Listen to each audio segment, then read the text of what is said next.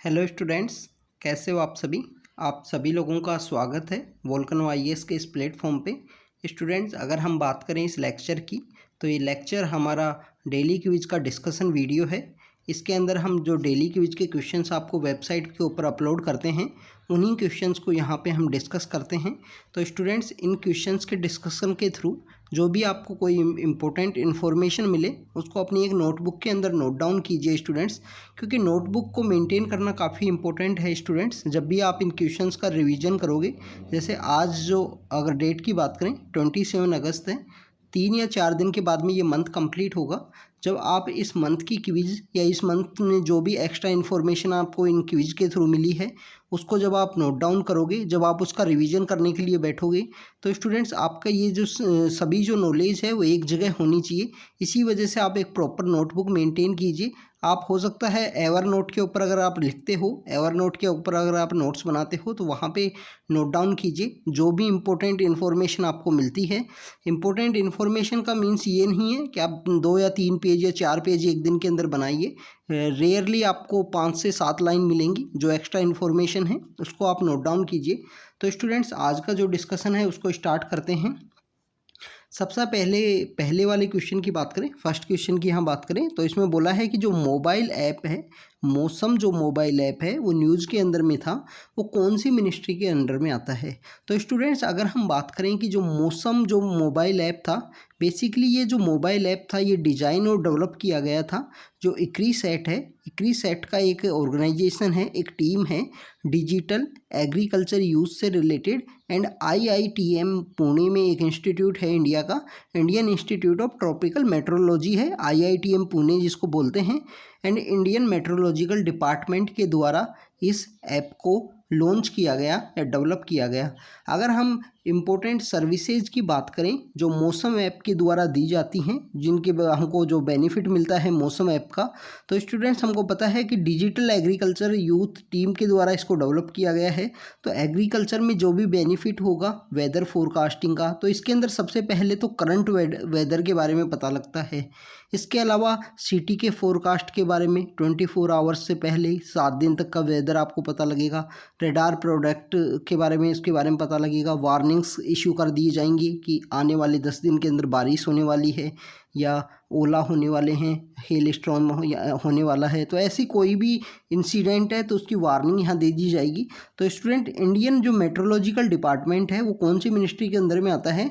Ministry of earth science. तो यहाँ पे जो आंसर होगा इस क्वेश्चन का वो होगा मिनिस्ट्री ऑफ अर्थ साइंस, यानी कि सी आंसर यहाँ पे करेक्ट है स्टूडेंट्स। तो स्टूडेंट्स, जो प्रोजेक्ट जो मोबाइल ऐप है, मौसम जो मोबाइल ऐप है, वो मिनिस्ट्री ऑफ अर्थ साइंस के अंडर में आता है। ये जो डेवलप किए गया किनके द्वारा? आईआईटीएम पुणे के अंदर एक इंस्टीट्यूट है IITM, Indian Institute of tropical management.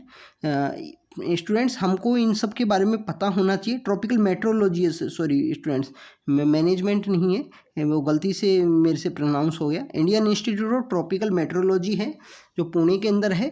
IMD, Indian Meteorological Department. इसके अलावा हम बात करें इक्रीसैट है। तो अभी जो रिसेंटली प्रीलिम्स का एग्ज़ाम हुआ उसमें जो टी बोर्ड है उससे रिलेटेड क्वेश्चन पूछ लिया था कि जो टी बोर्ड है उसका जो हेडक्वार्टर है वो कहाँ पे है। तो स्टूडेंट्स, हमको पता होना चाहिए ये कौन से इंस्टीट्यूट हैं और इनके जो हेडक्वार्टर हैं वो कहाँ पे हैं। तो आईआईटीएम जो है, Indian Institute of Tropical metrology, वो कहाँ है? पुणे के अंदर लोकेटेड है। तो हमको इन सब के बारे में भी पता होना चाहिए। तो जो मोबाइल ऐप मौसम है वो मिनिस्ट्री ऑफ अर्थ साइंस के अंडर में आता है। तो यहाँ पे जो आंसर है वो होगा सी आंसर। अब हम चलते हैं स्टूडेंट्स नेक्स्ट क्वेश्चन की तरफ। Next question is about the MP LAD से रिलेटेड है। मेंबर ऑफ पार्लियामेंट का जब लोकल एरिया डेवलपमेंट स्कीम है, ये 1993 के अंदर में इस स्कीम को लॉन्च किया गया था। 1993 में जब ये स्कीम लॉन्च हुई थी तो इसकी जो नोडल मिनिस्ट्री हुआ करती थी वो मिनिस्ट्री ऑफ रूरल डेवलपमेंट थी। पर 94 के अंदर में बाद में इसकी जो मिनिस्ट्री है उसको ट्रांसफ़र कर दिया गया, इस स्कीम को ministry of static and programme implementation, जो मोस्पी है, जो हमारे जो बेसिकली डाटा से रिलेटेड काफ़ी इंपॉर्टेंट एक और मिनिस्ट्री है। Ministry of statistics and programme implementation. तो उसके अंडर में इसको ट्रांसफ़र कर दिया गया। इसके द्वारा जो फंड जो रिलीज़ किए जाते हैं नॉन लैप्सेबल होते हैं। तो सेकंड स्टेटमेंट यहाँ पे करेक्ट है। स्टूडेंट्स, अगर हम बात करें यहाँ एमपी लैड स्कीम के थ्रू 5 करोड़ एक एमपी को मिलते हैं अपनी कॉन्स्टिट्यूएंसी में खर्च करने के लिए, अपने कॉन्स्टिट्यूएंसी के डेवलपमेंट के लिए। इसके अंदर में जो कुछ बाउंडेशन भी हैं मेंबर ऑफ पार्लियामेंट के ऊपर में, उनको जो 15% जो मनी है वो एससी जो कम्युनिटी हैं, शेड्यूल कास्ट से रिलेटेड जो कम्युनिटीज़ हैं, उनके डेवलपमेंट से रिलेटेड खर्च करना होता है कि उनके जो गांव हैं, उनकी जो एरियाज़ हैं, वहाँ पे रोड, इलेक्ट्रिसिटी या कोई भी हेल्थ की फैसिलिटी, इन सब के डेवलपमेंट के लिए। इसके अलावा 7.5% जो उनका जो इस जो मनी के अंदर जो पैसा खर्च किया जाएगा वो शेड्यूल ट्राइब्स के जो कम्युनिटीज़ हैं उनके एरियाज़ के अंदर में यहाँ पे खर्च किया जाएगा। तो स्टूडेंट्स, ये कुछ लिमिटेशन है। डिस्ट्रिक्ट जो मजिस्ट्रेट है उनके द्वारा इन स्कीम्स को इम्प्लीमेंट किया जाता है। इसमें ऐसा नहीं है कि जो मेंबर ऑफ पार्लियामेंट है उसको डायरेक्टली 5 करोड़ रुपए दे दिए गए कि आप ये 5 करोड़ लीजिए और जाइए आप जो भी काम करना चाहो, इस तरीके से नहीं है। मनी डायरेक्टली जो आता है वो डिस्ट्रिक्ट मजिस्ट्रेट के पास आता है, डीएम के पास आता है। तो डिस्ट्रिक्ट कलेक्टर के द्वारा इस स्कीम में जो भी वर्क हैं उनको इम्प्लीमेंट किया जाता है। तो यहाँ पे जो आंसर होगा वो होगा B answer. Because students, A answer तो यहाँ नहीं है। ए आंसर क्यों नहीं है? क्योंकि मिनिस्ट्री यहाँ पे कौन सी है? मोस्पी है, मिनिस्ट्री ऑफ रूरल डेवलपमेंट, जो इनिशियल फेज में 1 ईयर के लिए इसकी मिनिस्ट्री थी जब एमपी लैड को लॉन्च किया गया था। और एमपी लैड काफ़ी ज़्यादा इंपॉर्टेंट है, हर एरिया के अंदर डेवलपमेंट से रिलेटेड है ये। क्योंकि ऐसा बोला जाता है कि अपोजिशन के जो लोग होते हैं उनके द्वारा एलिगेशंस लगाए जाते हैं, अपोजिशन में जो होते हैं मेंबर ऑफ पार्लियामेंट, कि हमको जो मनी है वो नहीं दिया जा रहा, रिलीज़ नहीं किया जा रहा। तो अपने जो कॉन्स्टिट्यूएंसी है उसके डेवलपमेंट के लिए तो ये बेनिफिशरी है, आप अपना एरिया के लिए डेवलपमेंट कर सकते हो इसके थ्रू। तो स्टूडेंट्स, अब हम चलते हैं नेक्स्ट क्वेश्चन की तरफ। नेक्स्ट क्वेश्चन की अगर हम बात करें, next question is about the 1 nation 1 ration card से रिलेटेड है। तो स्टूडेंट्स, अगर हम बात करें 1 नेशन 1 राशन कार्ड की, 1 नेशन 1 राशन कार्ड एक स्कीम है जिसके अंदर बेसिकली जो माइग्रेंट वर्कर्स हैं, हमारे जो माइग्रेंट वर्कर्स हैं, उनकी जो फैमिली मेम्बर्स हैं, उनको बेसिकली जो सब्सिडाइज जो राशन है वो कोई भी फेयर प्राइस शॉप है through out the state and through out the country, anywhere in the country, कहीं पे भी, और नेशनल फूड सिक्योरिटी एक्ट 2013 का जो भी बेनिफिट उनको मिल रहा है, सब्सिडाइज जो उनको राशन लेना है, वो उसका वहाँ फ़ायदा उठा सकते हैं थ्रू आउट द कंट्री, देश में कहीं पे भी। तो ये काफ़ी अच्छी स्कीम है। हमारे इंडिया के अंदर जो माइग्रेशन है वो काफ़ी ज़्यादा है। यहाँ पे बेसिकली जो रेट हैं वो फिक्स हैं कि 2 रुपये पर केजी यहाँ राइस के देने होते हैं, 2 रुपये पर केजी यहाँ व्हीट के देने होते हैं। व्हीट के लिए 2 RS है। इसके अलावा अगर हम बात करें 3 RS फॉर द राइस है। ये कुछ रेट हैं। माइग्रेंट को अलाउ है कि 50% वो अपना जो फैमिली का कोटा है वो भी यहाँ से ले सकते हैं स्टूडेंट्स। इसके अलावा स्टूडेंट सेकंड स्टेटमेंट में ये बोला है, फर्स्ट स्टेटमेंट यहाँ पे करेक्ट हुआ, माइग्रेंट वर्कर्स को सब्सिडाइज फूड लेने के लिए अलाउ करता है कहीं पे भी, anywhere in the country. Aadhaar card linkage is necessary to access benefit under the national food security act 2013 in a beneficiary local registered ration shop. तो स्टूडेंट्स, आधार कार्ड नेसेसरी नहीं है to access national food security act benefit in a beneficiaries local registered ration shop. यहाँ पे जो आधार का जो registration है वो इम्पोर्टेंट नहीं है, आधार का रजिस्ट्रेशन यहाँ करवाना नहीं होता है। तो यहाँ पे जो लिखा हुआ है कि नेसेसरी है, ये स्टेटमेंट यहाँ पे गलत होगा। यहाँ पे अगर हम बात करें तो ए यहाँ पे आंसर होगा। तो स्टूडेंट्स, यहाँ पे जो आंसर होगा, जो थर्ड क्वेश्चन के अंदर बात करें तो यहाँ पे जो आंसर है वो है ए।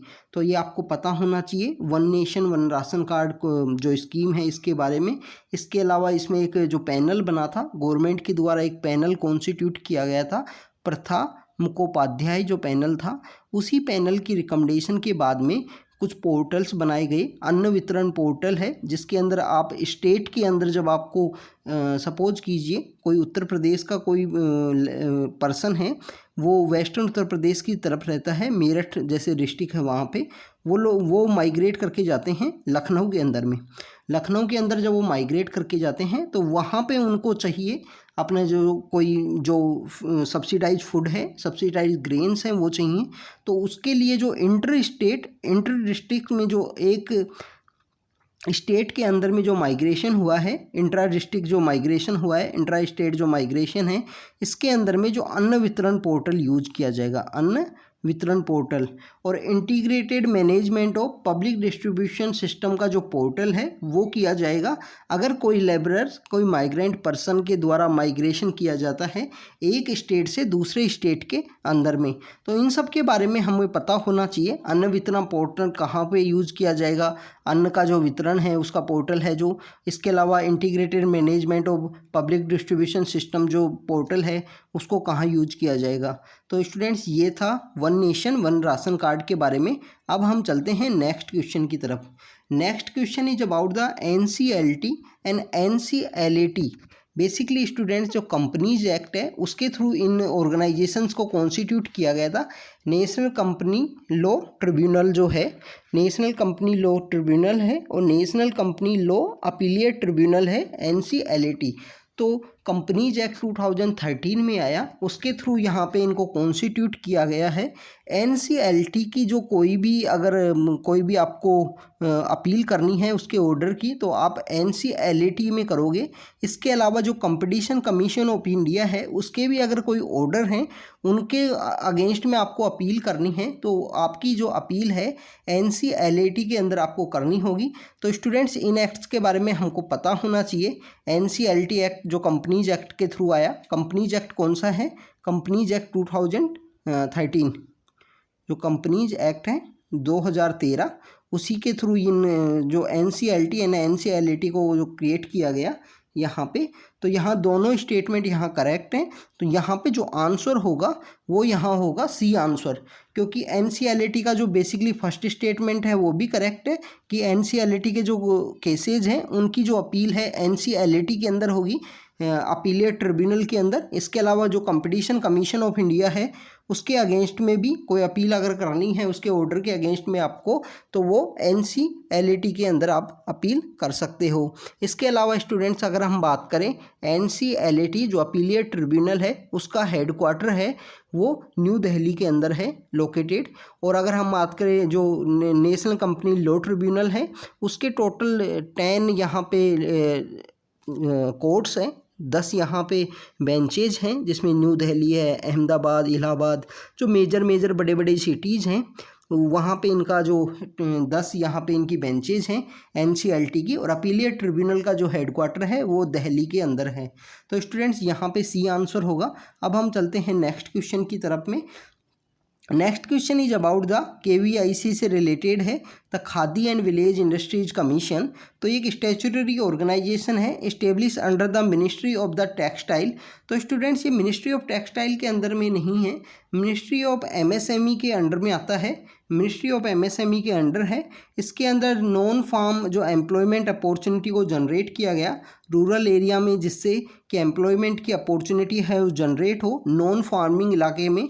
जैसे हम बात करें प्रेजेंट समय में हमारी जो 45% पॉपुलेशन है वो एग्रीकल्चर सेक्टर में इंगेज है। स्टिल अभी भी प्रेजेंट समय में 45% जो पॉपुलेशन है वो एग्रीकल्चर सेक्टर में इंगेज है। तो वहाँ पे पॉपुलेशन कम हो सके, पॉपुलेशन का जो इंगेजमेंट है इन द रूरल एरिया जो एग्रीकल्चर है वहाँ पे कम हो सके, वो यहाँ पे KVIC के थ्रू नॉन फार्म एरियाज़ में एम्प्लॉयमेंट की अपॉर्चुनिटी इंक्रीज हो। इसके अलावा जो पर कैपिटा इन्वेस्टमेंट है रूरल एरियाज़ में ये सब यहाँ पे जनरेट हो। तो इसी वजह से KVIC को प्रमोट किया गया है। ये MSME मिनिस्ट्री के अंदर है। तो यहाँ पे जो आंसर है वो यहाँ पे बी आंसर होगा। तो स्टूडेंट्स यहाँ पे सेकंड स्टेटमेंट करेक्ट है। Next first is the incorrect, ministry of textile के अंदर में नहीं है, ministry of micro small and medium enterprises जो हैं उनके अंडर में है।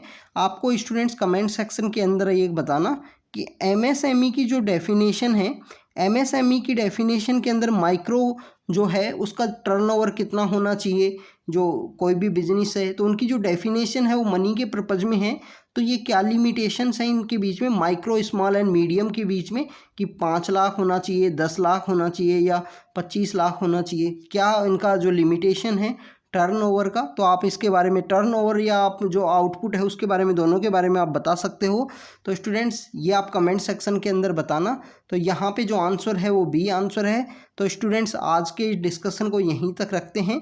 आज हमने जो स्टैटिक पार्ट के ही 5 क्वेश्चंस लिए हैं, जिसमें बेसिकली जो स्कीम से रिलेटेड हैं उनको यहाँ पे हमने क्विज के अंदर रखा है, क्योंकि हमारा जो पर्पज़ है, जो मेन मकसद है, ऑब्जेक्टिव यही है कि हम थ्रू आउट द जब हम क्विज को कंप्लीट करेंगे आज 6 मंथ या 8 मंथ के बाद में, तो स्टूडेंट्स वहाँ पे हमारा जो स्टैटिक पार्ट है उसका भी रिवीजन अच्छे से हो गया हो। हमारे जो करंट अफेयर के जो टॉपिक्स जो न्यूज़ में कंटिन्यू रहते हैं, जो न्यूज़पेपर में मेंशन रहते हैं इंपॉर्टेंट टॉपिक्स, उन सब का भी हमारे यहाँ पे कंप्लीट हो जाए उनका रिवीजन। तो इसी वजह से हम ये क्विज़ डेली आपको कंडक्ट करा रहे हैं। अगर आपको ये क्विज़ सही लगा हो, तो आप अपने फ्रेंड्स के साथ शेयर कीजिए जो यूपीएससी की प्रिपरेशन कर रहे हैं, और स्टूडेंट्स कंटिन्यू हार्डवर्क कीजिए। तो student thank you very much.